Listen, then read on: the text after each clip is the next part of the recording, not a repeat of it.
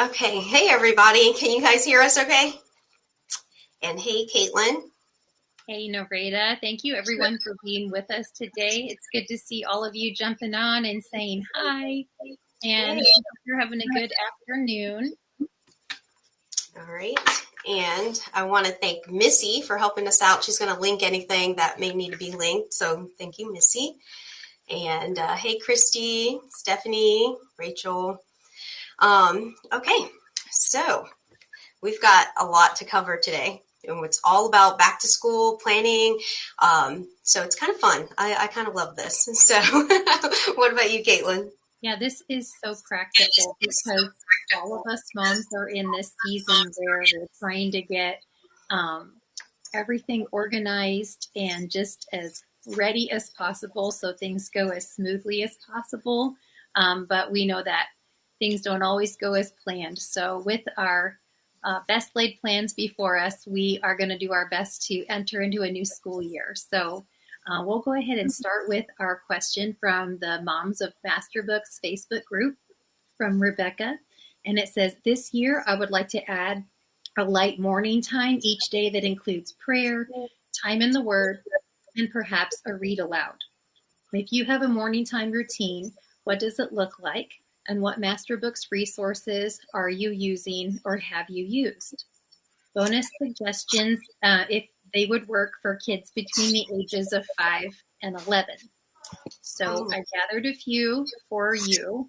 So for the ages of 5 to 11, some of the options would be the Big Thoughts Morning Basket. Let me get my little books, my Big Thoughts books organized here. So the Big Thoughts Morning Basket has these 4 original Big Thoughts books, and then it has the God is Really, Really Real book. And it goes through core doctrines and really important things to teach kids.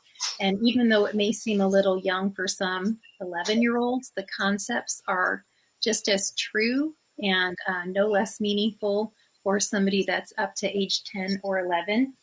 And there are concepts that you're basically starting a conversation and you're drawing on from there, adding on from there, so you can have big discussions with your big kids in that group setting, as well as including the younger ones. And the Big Thoughts Morning Basket has a free downloadable schedule, and it comes with copywork as well.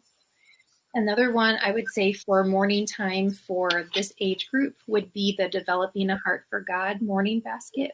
So that features Developing a Heart for God, which goes through Psalm 119 with 1 verse a day and devotional thoughts surrounding that.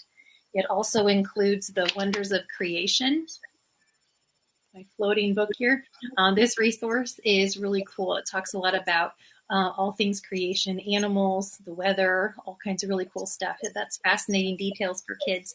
And while they're listening to the assigned reading for that day, because it does have a schedule, they are going to color through these God-created coloring books that have stickers, and they can just color and listen while you go through and share that information and also just discuss together.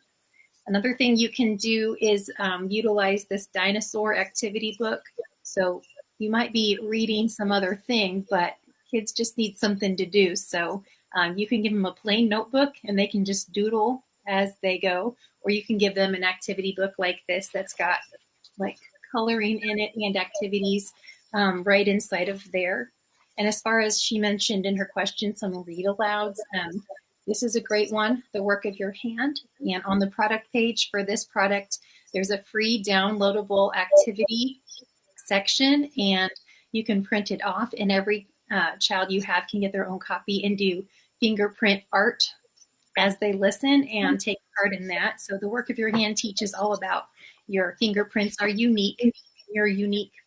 For read alouds, these Bombas books don't really get talked about very much, but they're really sweet stories, and they have comprehension questions in the back. And so there's a lot of variety of early childhood readers that Master Books has available. Wesley the Big Truck is a really great read aloud talking about God designed you and he made you and he knows how you work best. And so even though you might be just doing a sweet read aloud in the morning, there are so many important truths that we can be sharing with our kids just as a result of a read aloud.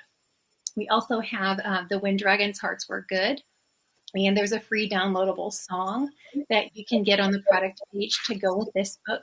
That's a really sweet read aloud as well.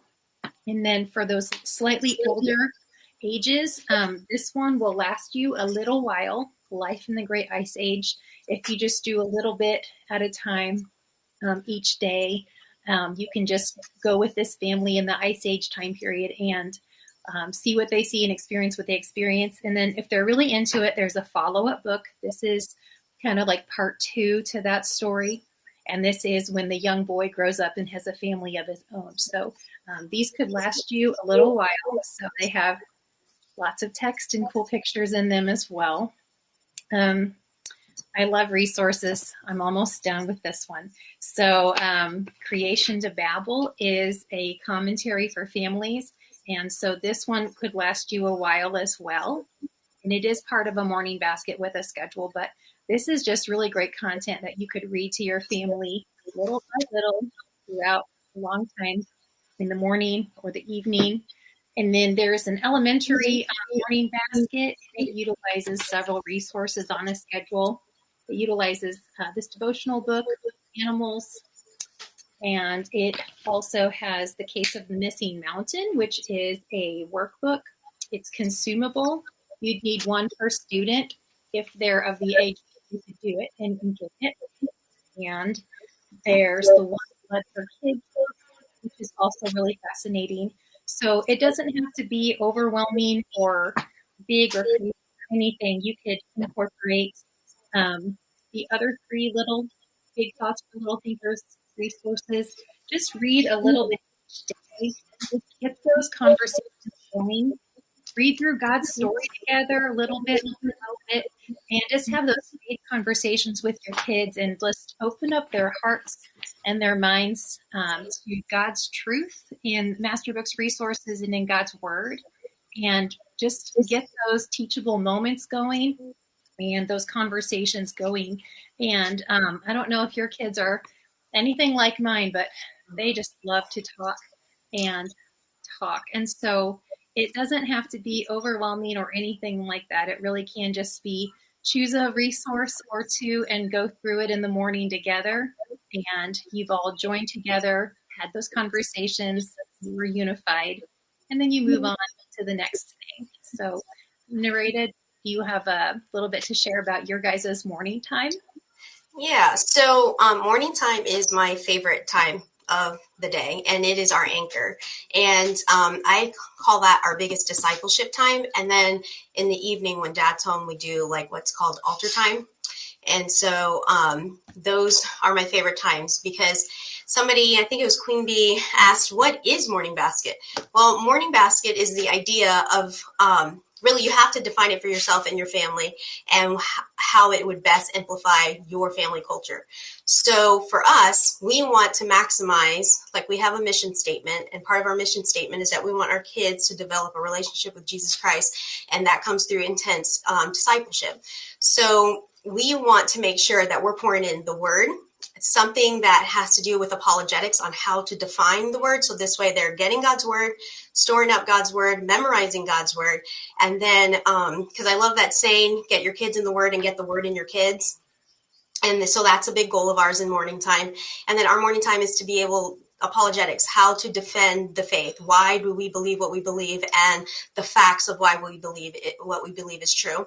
And then if we can get some form of character development, training, encouragement, missionary stories, something of people who've done things in the faith, part of our Christian heritage, and be passing that down.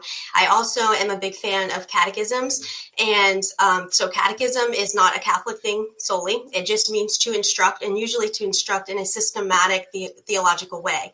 And so Foundational Truths by Israel Wayne is a great one because you just get a question and an answer. So the parent asks the question, and then together the student or your child learns the answer to that. So like, who is God, or what is the Bible, those basic questions. And then it goes on to like, what is justification?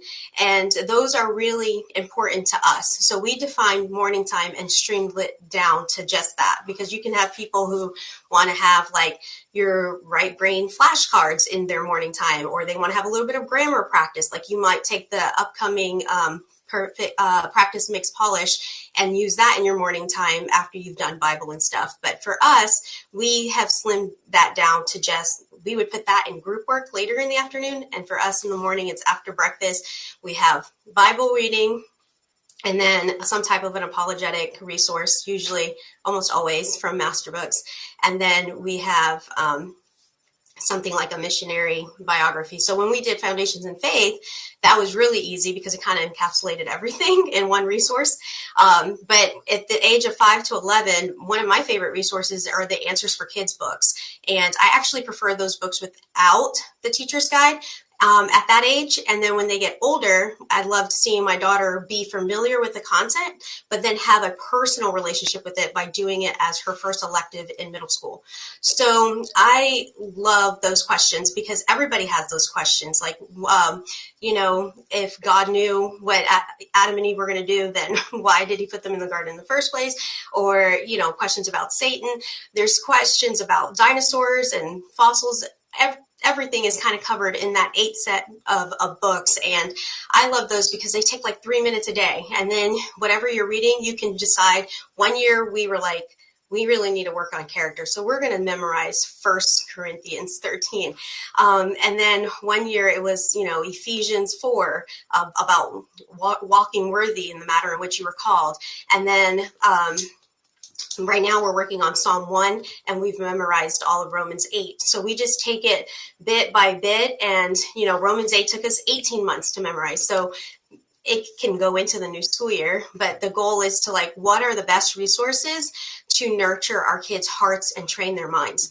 And so for me, creation, the Answer Kids, and then the Creation to Babel is a great book. Foundational Truths are great.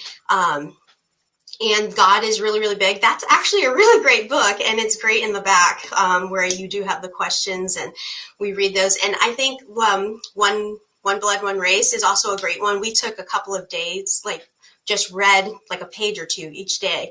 And so by the end of 6 weeks or so, the book was done. So it's not about rushing through it, but letting their hearts soak it up and letting room for discussions that can come in. Right now, we just finished, I have older kids, but my youngest is in 4th grade. So we just are walking through climate change. And that's our apologetic focus for now. So I think that morning time should be your goal. And then when you get to the point where you can get into the middle school and high school years, it just becomes even more fun. So this is the time to really get into that habit of doing it. And if the book is geared for younger or older, a good book, like C.S. Lewis said, is really ageless. So I think you can use it for any age. So that's what I would say about morning time in general and some of my favorite resources. You showed a lot there, so we share that in common. And I think the books. If anyone is looking for more morning baskets or more on Bible time for a variety of other ages, I encourage you after this to check out the most recent summit that Master Books did this summer called the Smarter Way to Homeschool 2.0. And there is a session all about Bible time for all ages. So our next question is in the app, and it comes from Rachel Moss, and she's asking, what are your must-have supplies that make the year go more smoothly? So if you have a dollar store, you are going to be good to go. So these kind of bins, they hold a lot of great books and papers, folders, all that stuff. These little container holders, they can go wherever you go, or they can just stay at your child's station, wherever they are.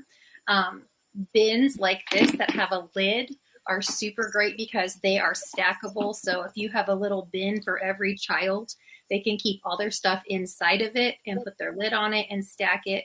And then the bigger you get, of course, they can even keep their own books in it and it's all in one place. They can carry it around the house and set up shop wherever they want to be.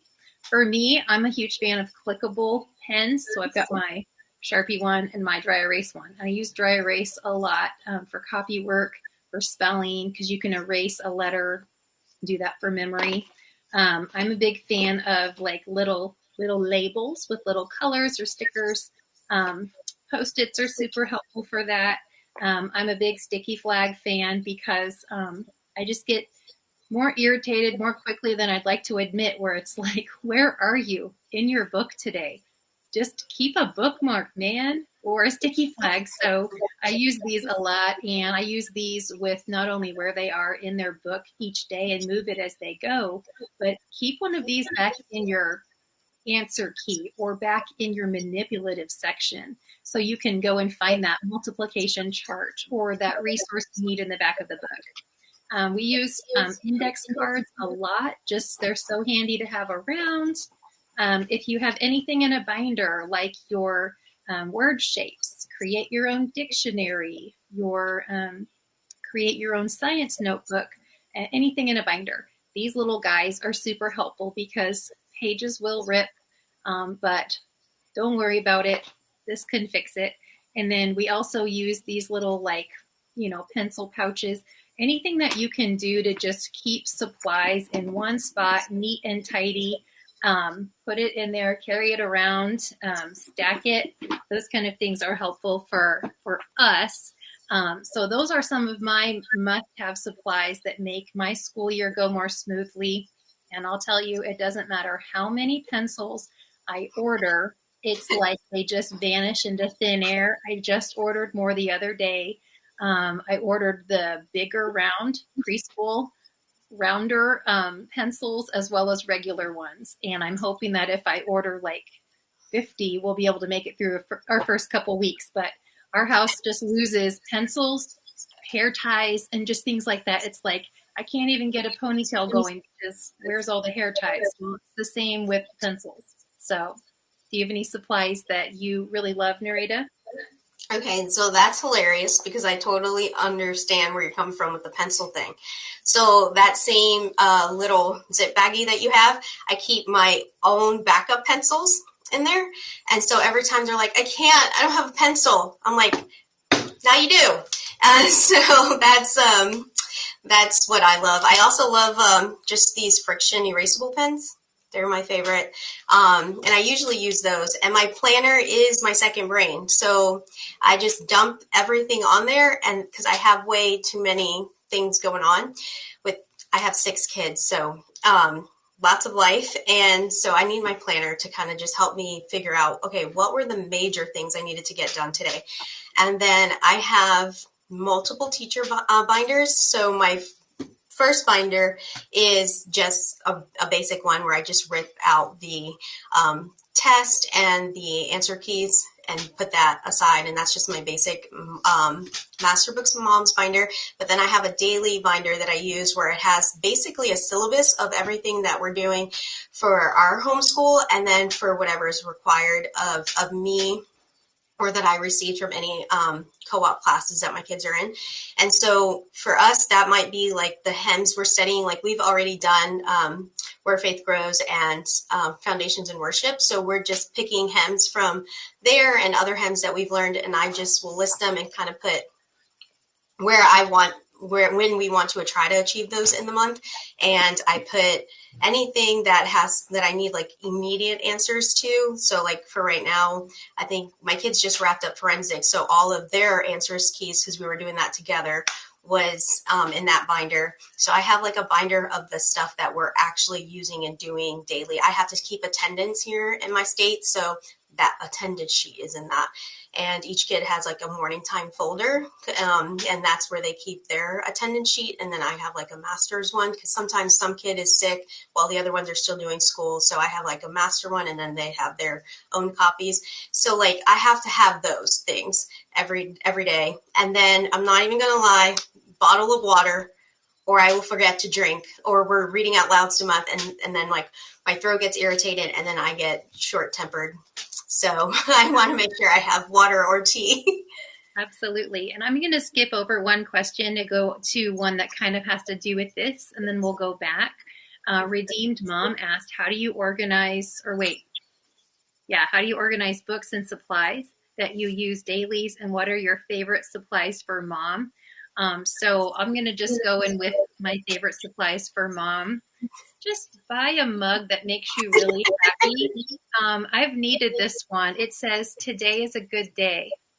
I bought that because when I was in the season of needing this mug, we weren't having good days and I was just frustrated. And I thought, maybe if I put this message right in front of me every day, I'll remind myself that even though my kids are being just who they are right now, today can still be a good day.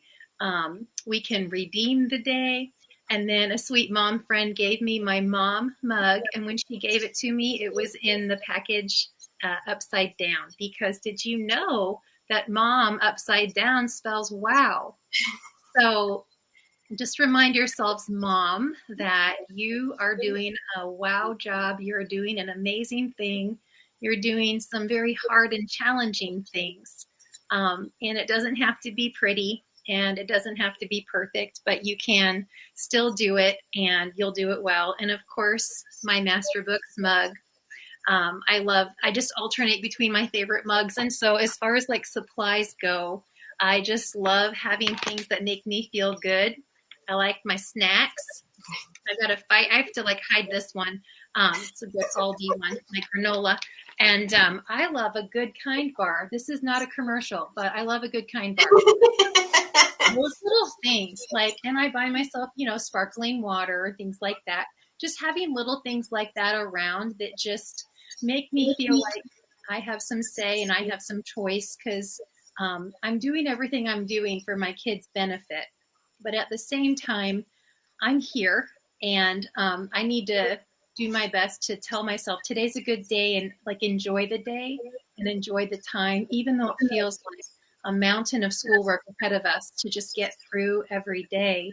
It's kind of important to help myself feel good, maybe get a fuzzy blanket in those colder months or a nice hoodie or stretchy pants or just whatever to make the day comfortable for mom so that I might be less irritable, more available, and ready to do what I need to do and be the mom I need to be for my kids. So I know I skipped over one there, but I think we'll go back to a question that Cassie submitted. How do you give each child the attention they need when you have multiple kids you're schooling? Okay, say that last part again. It says, how do you give each child the attention they need when you have multiple children that you're homeschooling? That is an excellent question. One that I feel like no matter how many years you've been homeschooling, there's always a new obstacle or season or challenge that might still challenge what you felt was good in one season and worked in one season. But I think the best thing is like if you have babies and toddlers, like younger ones, I think you should fill up their bucket first of like maybe spending time with them. I know when I was in that season, I used to get up and get ready and kind of just spend time like either listening to the word or trying to start breakfast, but like spending time with them like on my hip or nursing or something like that. And then they were always a part of our morning time. So I think that also helped, even if it meant just them having paper, like those coloring books, honestly, that you showed where they were scribbling on. And it's starting our time together kind of helps. And then as I would give, as my kids could, certain age appropriate like chores while I could focus on another one, or they got like a time in an area where they could play while I focused on the other one. I think the hardest time in that season and challenge is when you're trying to develop outside of special needs, somebody who can read, because once they can read, then a lot of new opportunities and independence opens up, so that you can kind of be more prudent with your time and how you spend that. But I would say make sure that you're spending time together starting your day. And usually it's more fruitful to start with your younger ones and filling in their love bucket so they feel like they've had the attention and everything like that. And then in the afternoon, after you've gotten like outside and they've eaten and they're kind of like worn out, it's easier to put them down and concentrate on something that might require more of your mental energy with an older child.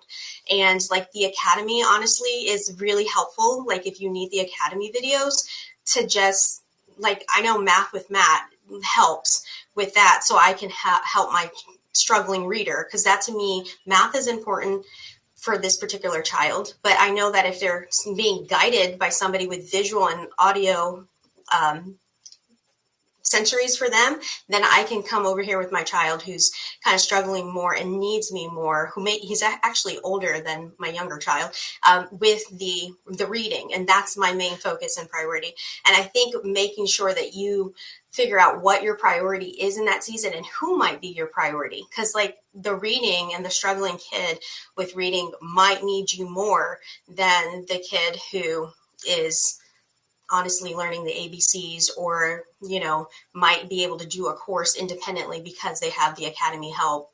And it's easier to do school in weirder times, honestly, with older kids than younger kids, because sometimes younger kids, you really got to make sure that they're eating at the right times and then getting the right amount of sleep and exercise and like wearing them out, getting them outside. Or older ones have a little bit more of an attention span.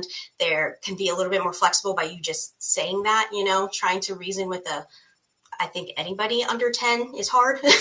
So that's just kind of, you really have to structure your day based on what do I want my family culture to be? What is my actual goal and aim in this season for this year, maybe even just this semester, and then time block when you'll have the staying ability to be who you need to be for that particular child and subject, and put those first, and then work around the other stuff. And I think it's also easier to do that and stay consistent when you protect your school hours and your best high functioning time and hours. So like, don't plan for doctor's appointments and even park days that might be really great, but is that really your biggest priority right now? So like, all decisions are based on not good and bad. Those are usually easy to discern from. It's what's good and good, or what's good and best. Those are your hard discerning decisions that you need to make. And I mean, sometimes, the homeschool movement has gotten a very sloppy about, being on time. They've gotten sloppy about protecting their school hours, because they're like, we're so free, we can do whatever, whenever, however.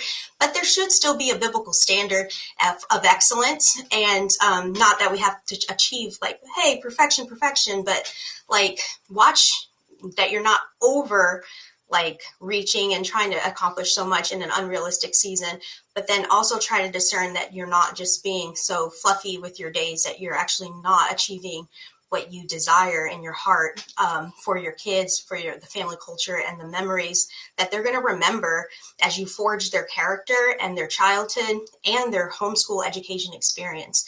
So it's hard when you're stretched in different seasons, but write it down if you have to in a simple notebook. Like, what is my priorities? How is God leading us in this path? What's important to him right now as I seek his kingdom first? And then how do I implement that daily, realistically? And maximize the idea of doing science together, history together, Bible time together. And always remember that it's easier to catch up on science and history, content-rich subjects versus skilled-based subjects. Skilled-based subjects, you really want to put those first. So your math, your reading, your writing, and make sure that they're getting it orally, and hearing it from you, and then they're doing it themselves. Even if it's just 15 minutes is all you have, that 15 minutes consistently is your best effort, and the best of you as a facilitator and teacher is going to go a lot further than bigger chunks of trying to catch up, because you didn't structure your day to really reflect your priorities. So. Yeah, absolutely. And a suggestion that I saw a mom make today was like busy bins for younger kids. So this is from the dollar store. You can hear I'm a dollar store girl. This is a baking sheet from the dollar store, and these are just magnetic little foam things I got from somewhere. And so this can be an activity you can give to, okay, I'll play with this, but because I'm a grown up, I was going to say younger kids, but then I was like, well, I'd play with it. But you can give like a busy bin or an activity that you create, and you just get a bunch of those things, put those together, and those are special for school time only.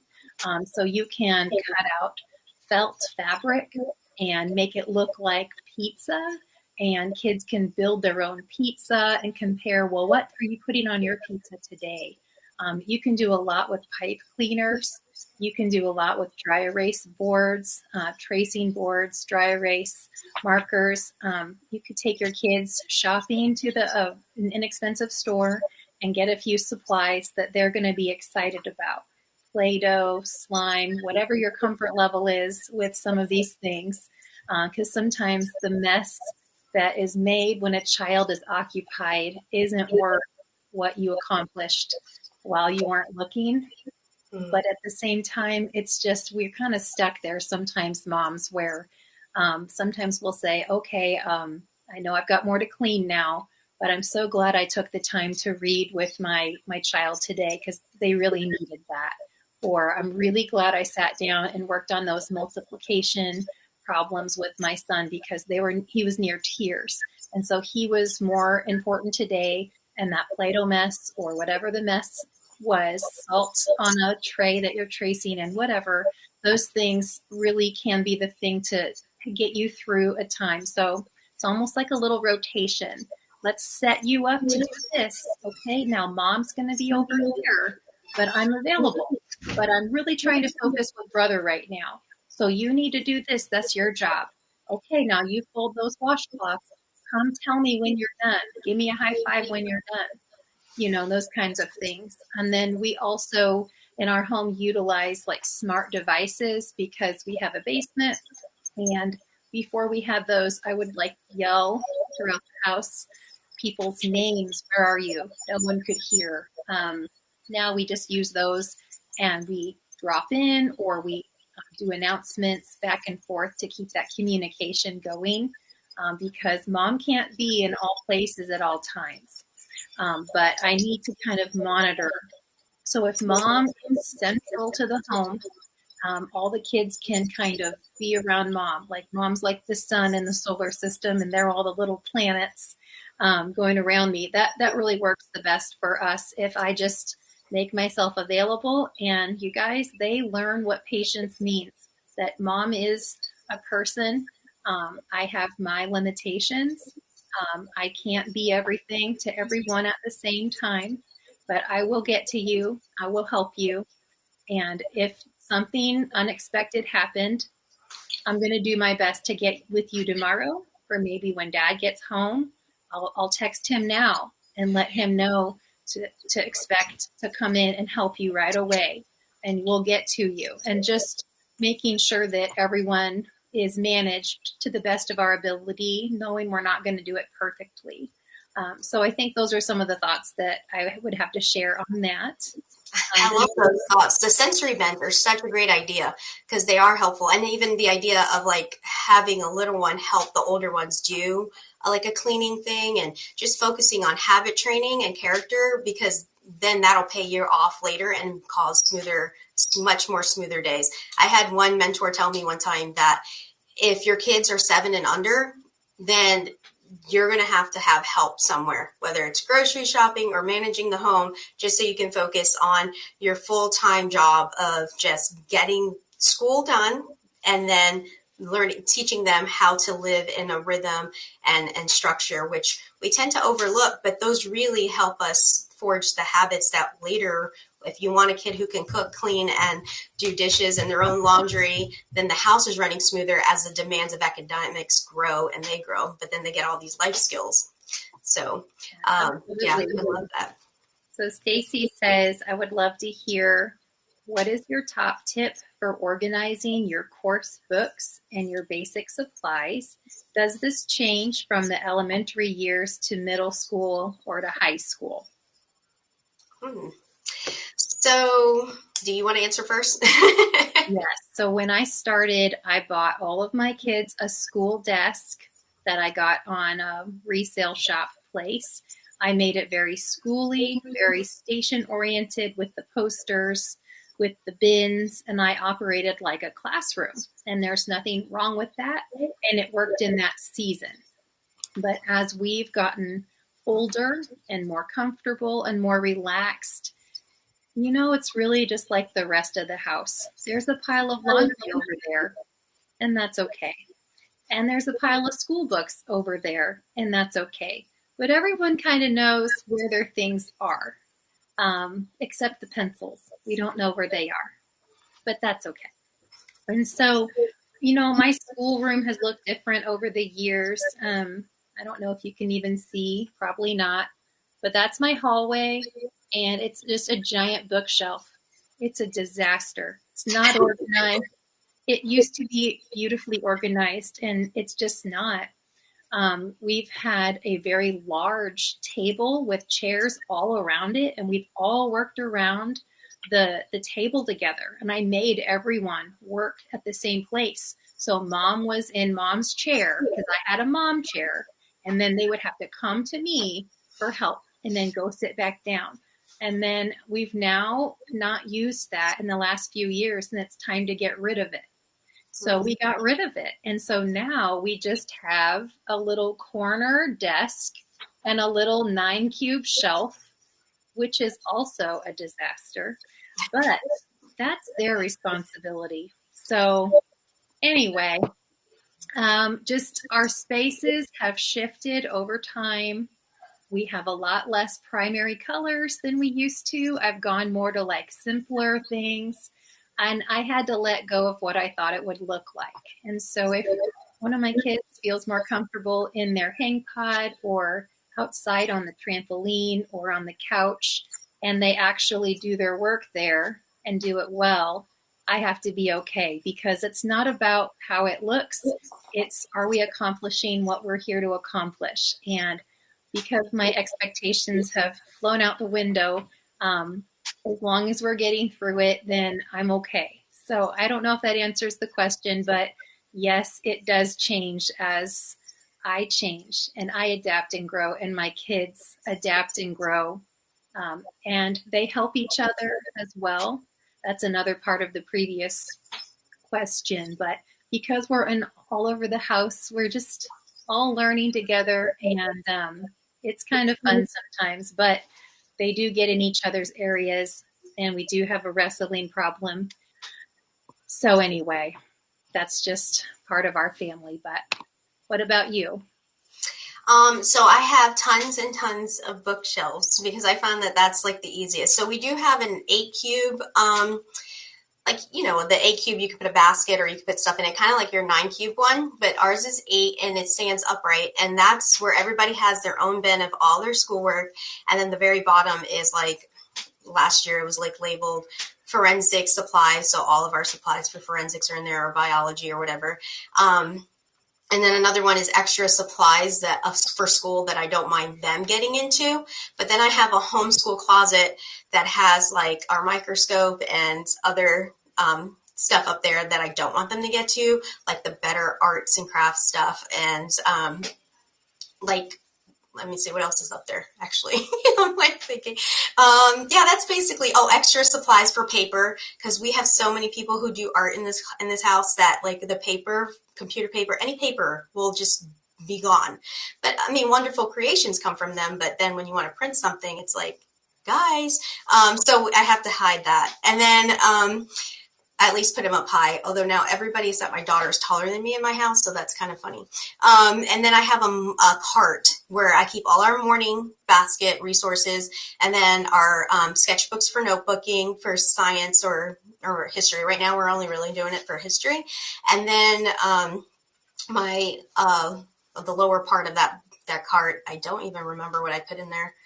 I think it just covered, like, keeps extra like watercolor and pencils and stuff like that. And I keep my mom binder in there. That's my daily binder. And then I have one shelf that has all the teacher's guide and my binders. So I have like multiple binders. This pink binder just has like our school information, and then in it, test results and stuff that we have to keep for our state. And then we also can put that in digitally. So that's a lot of personal information. And then there's just like a regular binder, this blue one. I used to be so organized and have it to where it's like all language lessons and then all like math, answers. But this is that binder because this is all math right here, like levels, all the levels. But now it's like just all the lessons and answers keys for the work that my kids are actually doing like this year in this white binder. And it just has like, the Christian classics, language lessons, the math lessons that they're on.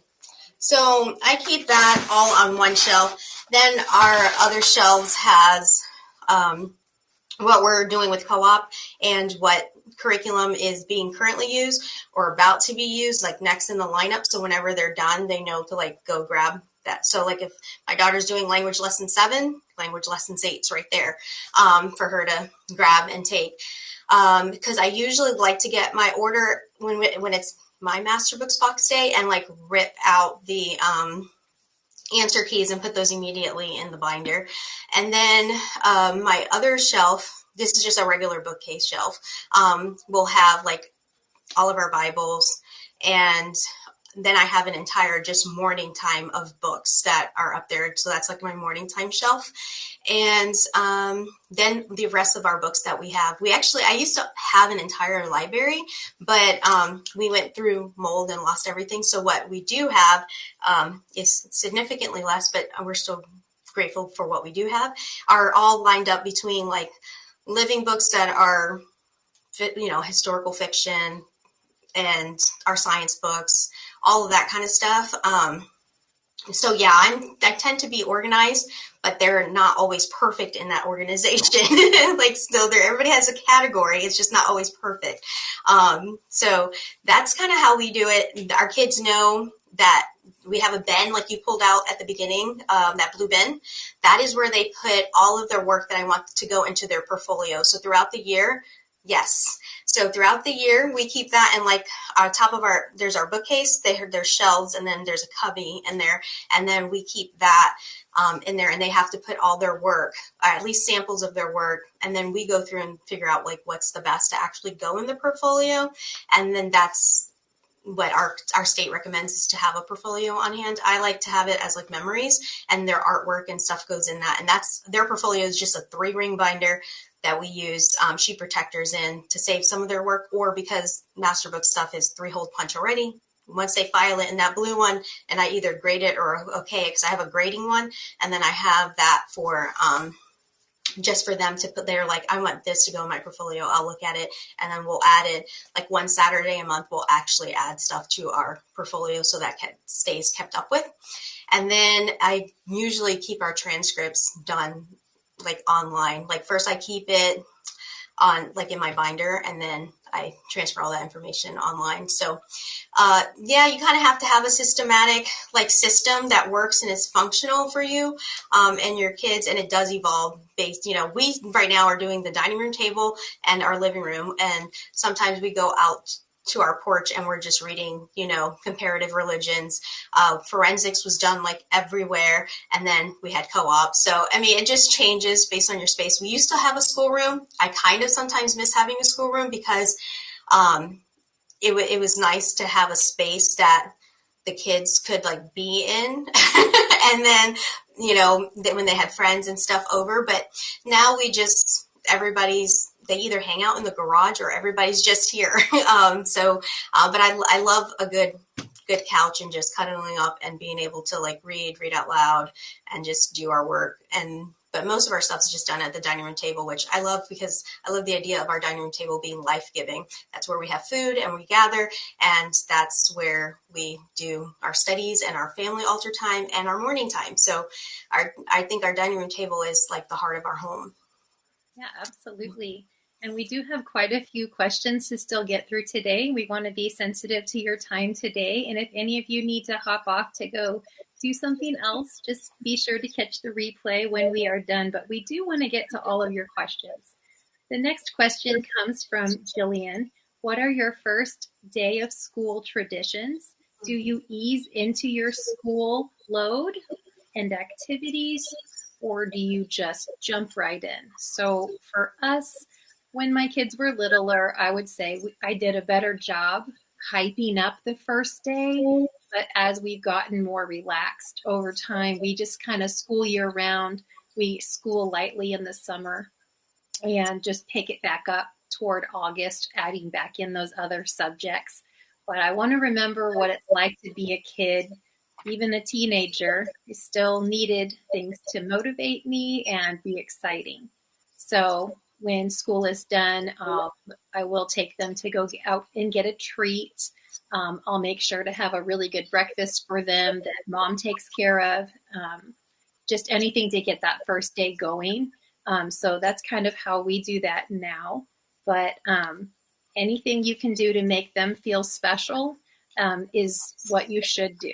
And it doesn't have to be expensive or a lot of fanfare, just anything to make it feel like something worth celebrating, especially when a child finishes a course. That can be a really great time to celebrate that person as an individual. And then back to school time is everyone gets to celebrate. Oh, love that. Yeah, so we do have a back to school tradition, and our schedule has changed throughout the years. Like, we're calendar homeschoolers right now, but in the past we've been like a regular academic school year. But right now what we do is that I usually pick out a verse for that we want to focus on and memorize for our school year, and like that be the standard that we put in our hearts and mind. So I usually have an orientation with my kids. So they wake up and our board will have a sweet message for them. And then all of my kids are color coded. So they'll get like a new notebook or pencils or something like that. And then they'll know which seat is theirs based on like the specific, like I got them water bottles one year based on their color code, but then they get a specific treat that is usually a treat. Like, I don't let my kids eat gummies or stuff like that, because we have a type 1 diabetic in the house, so they don't get to eat like a lot of like chewy candy and stuff like that. But when it's first day of school or last day of school or holidays, like they all get it. So they get to, and for it to be a large family, to get your own bag of something is huge. So like they will, yeah. So my kid will be like, I got my own bag of popcorn. So they basically get first day of school like snacks, and they make sure that they have a special drink. So it could be a poppy or kombucha or something like that. Something that's like a treat for them. We're not soda drinkers, but they have that with their like new supplies. And then I will pray for our school year and for each one of them. And then they get to look through their courses and stuff. And then we kind of ease into it. And usually the first day is like, we did morning time, and we talk over their syllabus, their classes, the expectations, all of that. Even though my youngest is right now in 4th grade, she still gets to like the same thing. So they kind of get an yearly overview, semester goals, and then like what we want to accomplish in the first 6 weeks or so, and like any field trips that's coming up, any deadlines they may have from these outside classes, and then a flow of like what our day is going to look like and be like, and they just know what they need to kind of operate in, and then what B days and C days look like if I'm too sick from a flare up. So who's going to be mainly in charge, and what subjects I think will be the most like important for them to handle. So that's kind of how we manage it, because I have to plan for if I'm kind of out of it, or if one of my other kids, I have 2 with autoimmune diseases, what I would want them to accomplish based on, is it an A, ideal day? Is it B, where it's like you're functional but maybe delayed in getting going? Or is it C, like we're out and we're barely present kind of day? And so we kind of do that. And then we usually go swimming. Like we go outside, or we go on a hike or a nature walk, and then nature journal. And then from there, day 2 is like, all right, now we've added the independent worker. So we kind of ease into it bit by bit. So then by the last, and I like to start like a week or 2 before outside classes kind of start. And then we also talk about their new chore chart and routines and stuff. So it's kind of more of an orientation with a little bit of fun. And then we pray, and I just ask God to bless the whole thing. That's Sounds pretty so much good. it. I love the orientation idea, and I think a lot of moms can learn from that as well. The next one is from Erin. How do you manage finding a routine or schedule without being too scheduled? I have a routine that the kids know is happening, except through the day, it's not like, being public school. My son is struggling with not being able to go play and do whatever he wants when he's in the mood to do that, which basically he wants to play all day and not really do little bits of school, and he's 7. So I would just say you're not alone. That's totally typical and normal. And you know what? This mom doesn't want to do school all day either. I've said it before, but when my kids are not done with school, I feel like I'm in mom jail and I can't get up and go out and do the things I want to do because I can feel stuck there. So it's natural for small children and adults alike to not always want to do the hard work that our brains don't always want to do. So there's definitely times to engage and buckle down and let's just knock this out so we can do these other things. But let's also do this work because this honors the Lord. It grows us and strengthens us, and it's just what we have to do. So as you get bigger and bigger, you're going to have to be able to take on a little bit more, and I know that you can. So let's do this, and it can help the child to set the expectations, to say, we're just going to do this page and that page. Let's count the problems. Wow, there was only like 8. Hey, let's do that.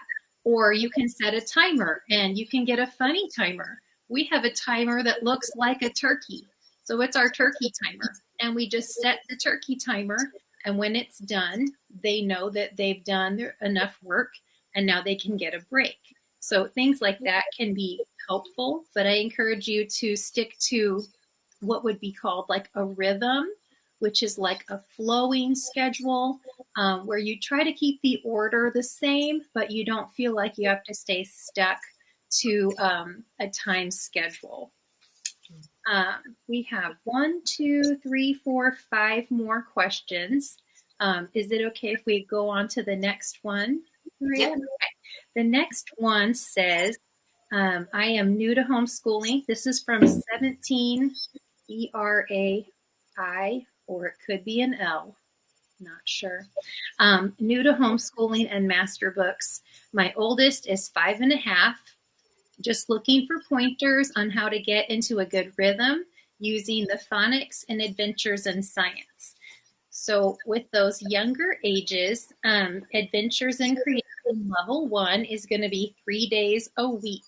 So as you get started, just know that however it works in the first week may not work the next time. That's okay. But it's set up with 3 days a week. So some weeks, some lessons flow really well into the next. So like day 1 may flow really well into day 2. Maybe it won't. You can do those 3 days of adventures and creation simultaneously, or you can split them up. You can look at your schedule that you have coming up for the week and say, well, on Wednesday, we're not going to be able to do that because we have grandma coming over or we have something going on. So you can kind of schedule your lessons in and around your life because homeschooling is a big part of your life, but it's not everything. It's just a season you're in right now. Foundations Phonics is 5 days a week. So with that, I do encourage consistency. So if you can't get to all of your other things, try as best as you can when learning to read to be as consistent as you can. It has a little progress chart, and that can really encourage your child as you go along. But this is such a sweet course. It doesn't take a long time, but I encourage you to make the reading and that time spent in math and in the Word the priority, and just try to fit in your other things, remembering that in these elementary years, it's all about exposure and loving to learn. We don't want anyone to feel pressured forced to tears, made to sit. We want to get away from some of those feelings some of us may have felt in certain school systems. And we have that freedom to be at home, to wear our comfy clothes, to cuddle up on the couch, and to enjoy this time. So it can be challenging more than anything to shed that public school mindset. And that might be the biggest challenge for moms more than anything. But just use these materials as a tool. It's okay to adapt them, and you don't have to do everything.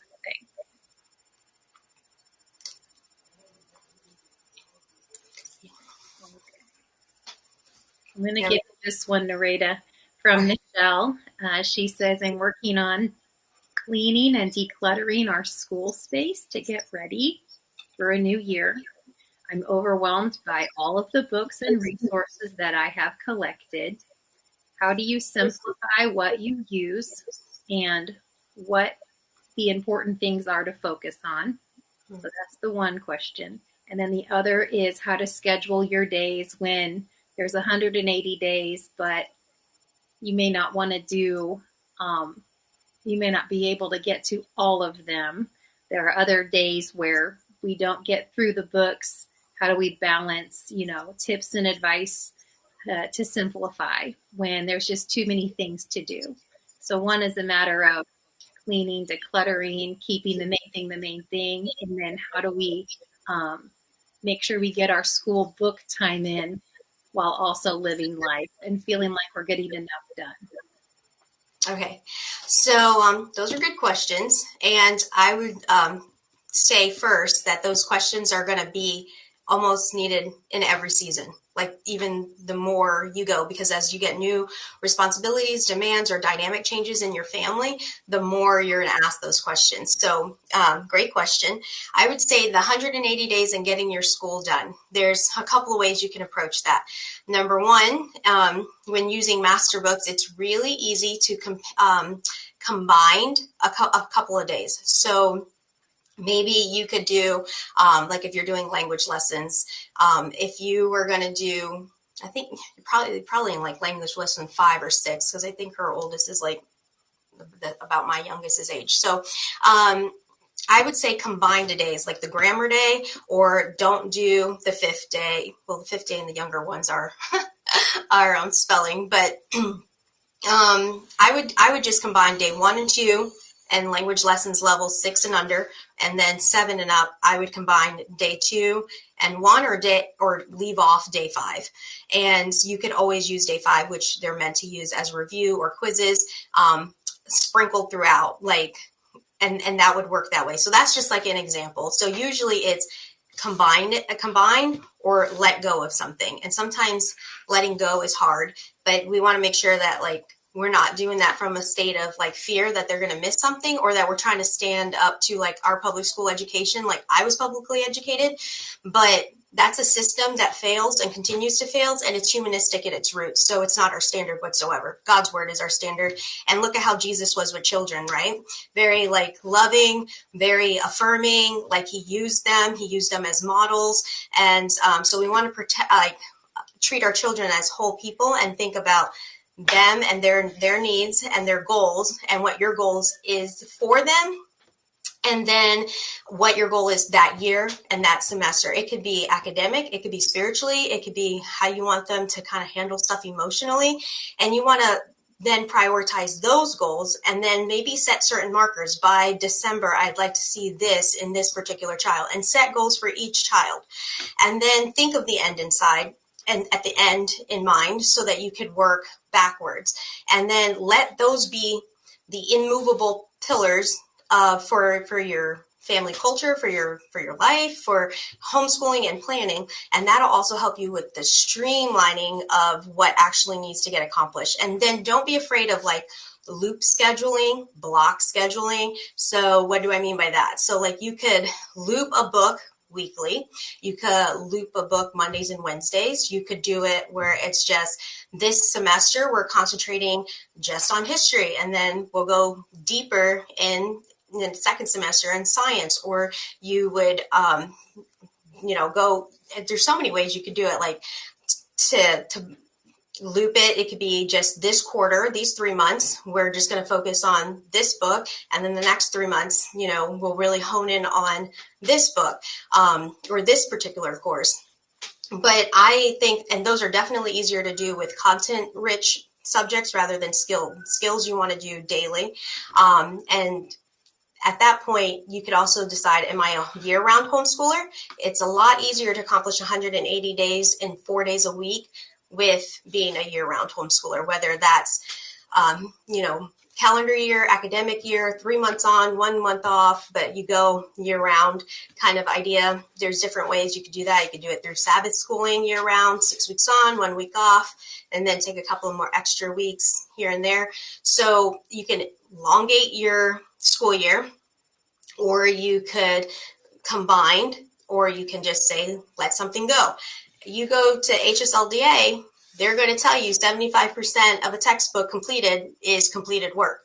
25% of the textbook is usually review of the previous grade level, or it's just review at the end. So you just need to keep that in mind also, so that you can kind of let go of the mom guilt, and even the mom guilt of like, well, I paid for it and I want to use it all. And then if you want let's say you want to do America's Story, but you want to use the What is a Character series, and it's like, how do I use all of these books at once? That's where this time is really a time for prayer and to think about your goals, your kids, and what effort it takes out of you with everything you're managing, and how you want to challenge them to grow, but how you also don't want to overwhelm them and just weigh them down. And then pray for discernment on what is actually sustainable and accomplished, like you can accomplish. And then let God lead you in that, because it is hard to choose between, God's design and let's talk science. And you really just, if your kid can't handle both and you can't handle both, then you have to choose one. And then if one works out, great.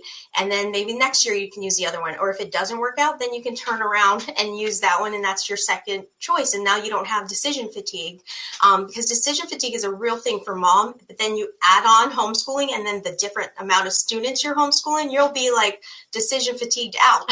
So you want to try to streamline it as much as possible. And the best way to do that is by asking God to lead you in wisdom of like what your goal is, and what you want for that child, what season you're in as a family, and what are the priorities, and then how do you implement that on a yearly, weekly, semester, daily basis, breaking it down bit by bit till you get where you need to be. But cast off any fear of not.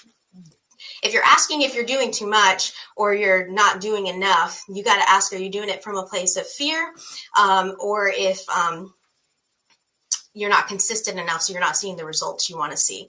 And then if it's just, there's so many goodies, how do I choose? I feel you. I totally get that. Right now I have a kid doing American literature, language lessons 9, and worldviews in conflict.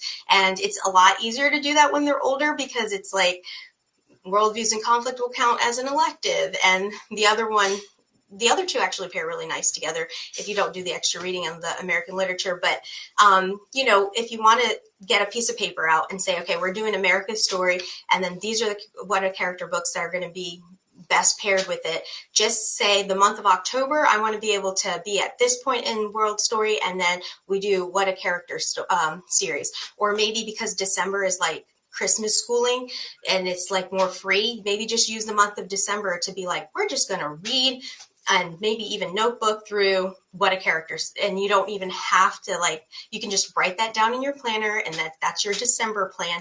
And that's a way to get the extra in without adding it to the daily if that feels like extra. Or maybe your fun Fridays can be the extra fun stuff that's would feel more supplemental to your core stuff.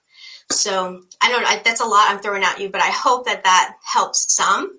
So, and we can continue the conversation in comments or whatever if you like, but that's what I would say. I don't know if Katelyn, you have anything else that would be a good, Absolutely. Just keep trying things.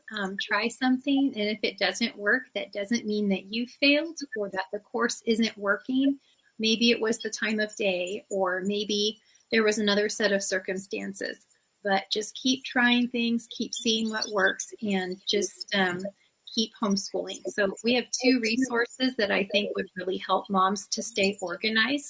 One of them is this book called Thrive.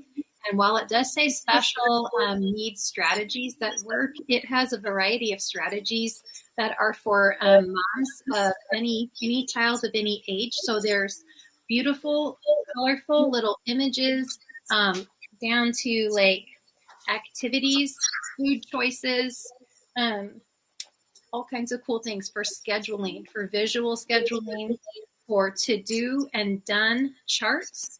There's even really sweet, encouraging pages in the back that have scriptures on them to help your children be encouraged throughout the day.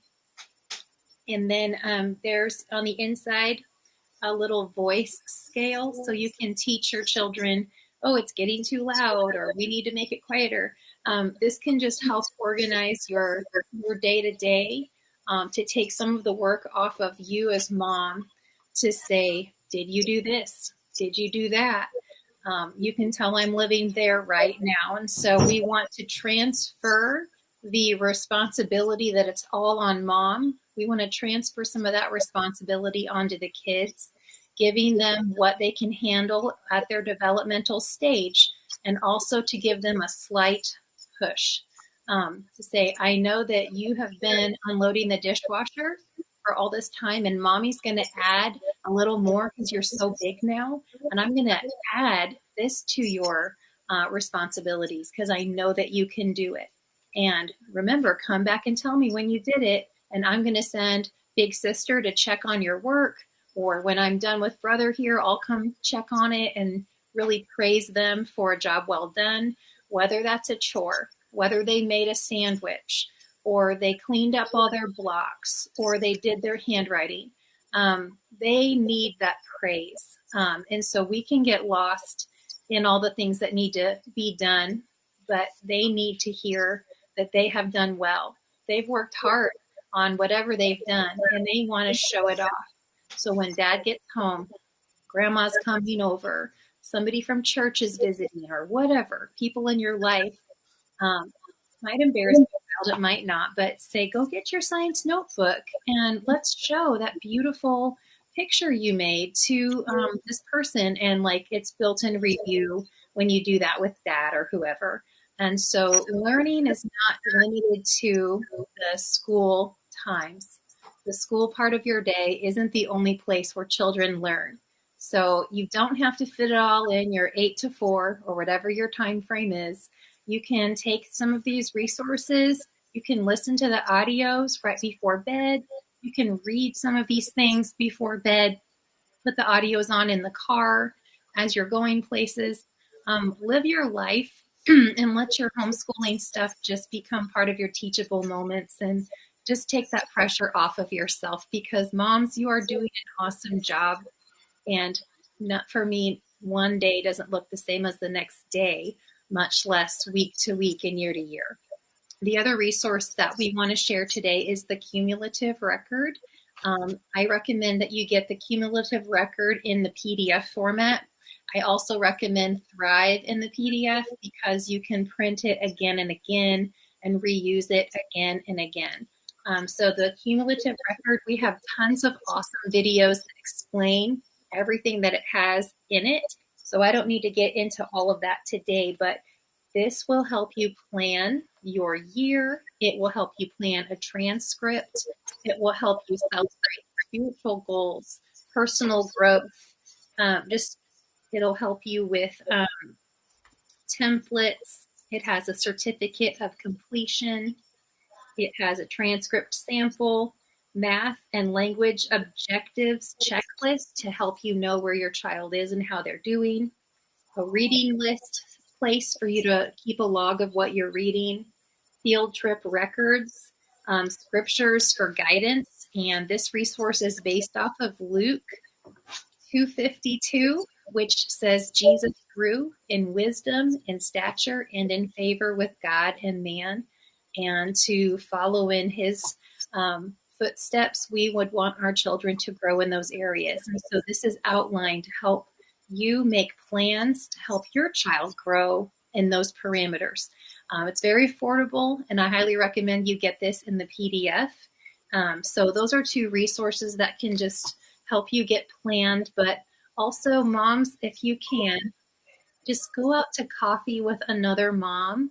Get a sitter or tell your husband that you need some time to go planning, and just go out maybe with another homeschool mom friend for several hours and just share together and dream together, inspire one another, and take that time to plan out maybe just what does the first month look like, and try to get your groove going and get into that. You don't have to have it all planned out till they get their diploma. Just try to get through the first 4 to 6 weeks, and you'll feel so good. Just as us moms feel overwhelmed when the whole house is an entire mess. Well, we can't clean the whole thing today, but I can clear off this countertop, and and that's going to make me feel really good. So even though the rest of the house is driving me nuts, I can't deal with that right now. I'm going to look at the countertop that I cleared off, and I'm going to say, I did that. That's the same with homeschooling some days. So yeah, we can't do it all. We can do a lot, and you guys are doing awesome. So today we did already talk about mom binders a little bit. Jen M, we did share just how we tear out our answer keys and some of the schedules and things like that. So we did kind of already talk about that. Rebecca did ask what would be better, weekly folders or keep binders and pull out like daily work. And I'm adding on to that, or keep the book together. So what would you say to that one, Nereida?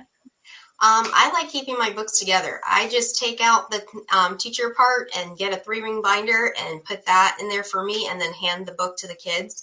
I know that there are some kids. I had a kid like this before he graduated. He saw a stack of books and was like, Mom, you're killing me. I'm like, no, actually I'm not. And so he had to, like, I had to give him like one book at a time, or just told him, just take one book out, leave the rest in your bin until you're ready for the other. But there was time where I would just take out the week's worth of it and just put it in a 3-pronged folder and give it to him, and that helped. So I think it could be situational to your child, but what's the easiest is take out the answer keys, put in a 3-ring binder, use a divider, write that course on there, and then give your kid the book. And this way they have the daily schedule, and they can write the date that they did it and check it off. And then you could go back, and I usually use that side to check off that I graded. So I think that's the easiest thing to do. Yeah, it's really whatever works for you. I've shared before about my binder phase that I went through in my first year with master books. And at that time it worked okay, but I did end up getting short-tempered with my kids when they would rip the pages or lose the pages, or they just weren't putting it in the binder as fast as I thought they needed to put it in there. And I was still figuring things out, but over time I learned that the fewer papers flying around, the better. So I've come to just enjoy, make your stack of books, and that's your visual cue of what you've done for the day. And when you go through your first course of the day, go ahead and run it back downstairs and get it out of sight, out of mind. And then that helps us see what we still have left. Yep. Our last question for today is from Stephanie, and she says, I've noticed the spiritual and character growth sections in the cumulative record. I would love to hear how you utilize those sections. I was thinking about maybe using a question template or something to use with the student at the beginning and middle of the year, sort of like a student-teacher conference, so the student can be involved in discerning how they're doing in areas of growth. And so there is one of the last pages has a variety of scriptures on it for you to pray over your student with, or to encourage them to memorize, or to incorporate into your school sometime. So Nereida, how would you say, in light of maybe a student growth, student teacher session, how would you say you would want to organize that throughout your semester or your year to do little check-ins with your student, not just academically, but spiritually? So I love this question. So actually, Luke chapter 6, verse 40 says that when a child is fully trained, they'll be like their teacher. So I often think about like, how am I like projecting myself to them, and how am I being with them? And then what do I want from them? Well, I want children who know God and love him intimately. So again, the whole idea of discipleship and the reason why we homeschool is that hopefully we're shepherding their hearts back to God, and they surrender to him and his lordship. So we do what we call quarterly evaluations.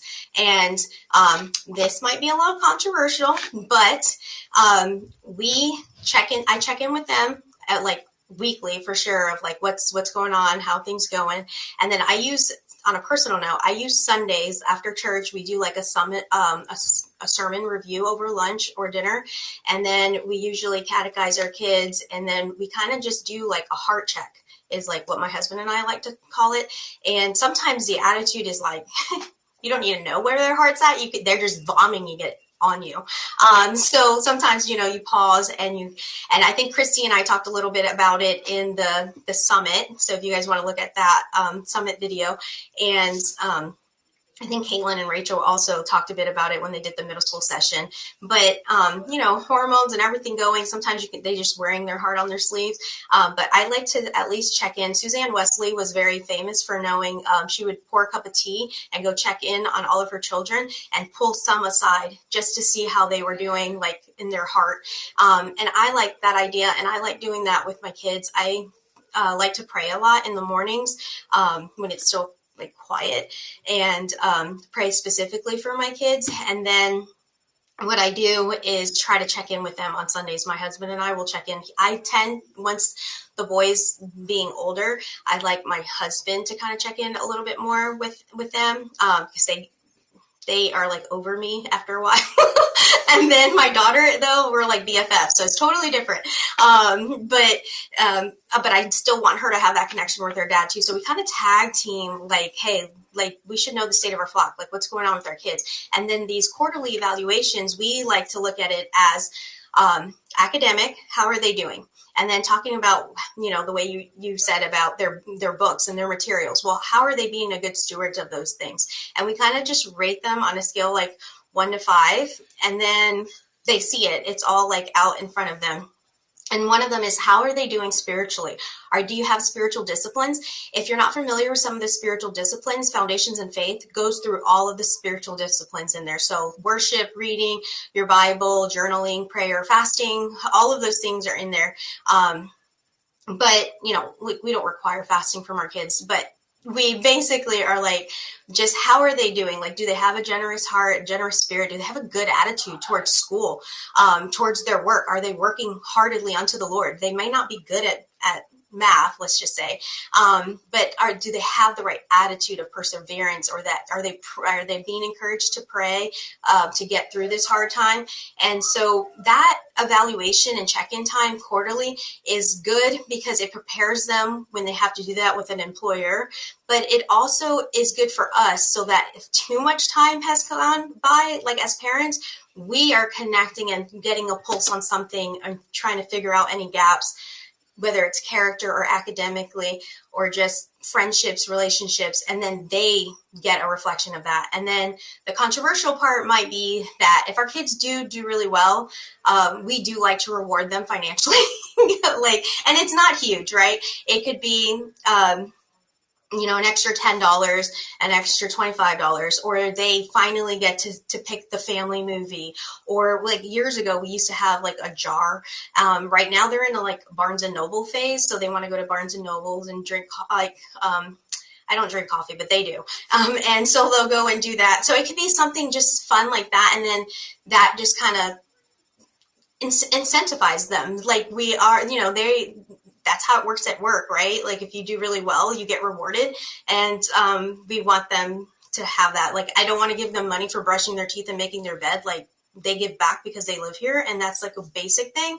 But for something like this, where it's like a little bit of a culmination of all of it, it works. And the cumulative record is really nice because it does actually help you focus on that. So you can reflect on those verses and say, how are they doing? Like, how are we doing? And so quarterly evaluations, I usually try to plan it out at the end of every quarter. So if you're really like, oh, planning's not my thing, you can just pick a day on your planner that you'll be free and you can go through it and do it. Or honestly, when you see week 9 happen or second semester in your master books book, then it's time, like, hey, I should probably do a check-in. And getting the PDF version, like Katelyn said, is actually really wise because you can just keep printing out pages.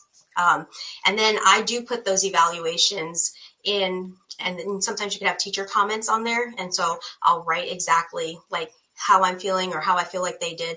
If you homeschool in the state of Georgia, you usually have to write like an evaluation letter anyways. So like, it's really neat to kind of have like a glimpse of that each quarter and see the growth. And then I put those in their portfolios so that they have that as a memory, but then also the particular state we're in now, like, is happy. So I hope that that's helpful because it is important to be after the heart of our children and do those check-ins. I mean, Paul says, examine your heart. And I feel like I need to do that. And this is a great way. I'm all about teacher-parent conversations and meetings, and something about when dad is in the picture, especially when they hit like age 12 and up, just if he asks like, how's your day? Or let me see your math work, or, what's going on? All of a sudden the tone kind of changes. So try to bring dad in as much as you can. And even if it's just evaluation time and you kind of like pre-prepped him of like what's ahead. This way the kids can see he has a pulse on what's going on also in their academics and character and stuff. That's right. Absolutely. I love those check-ins because the homeschooling season will be short.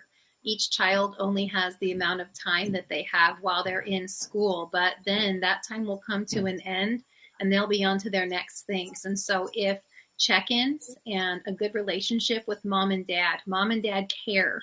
Mom and dad like to reward me for a job well done. Mom and dad see me. They're growing with me.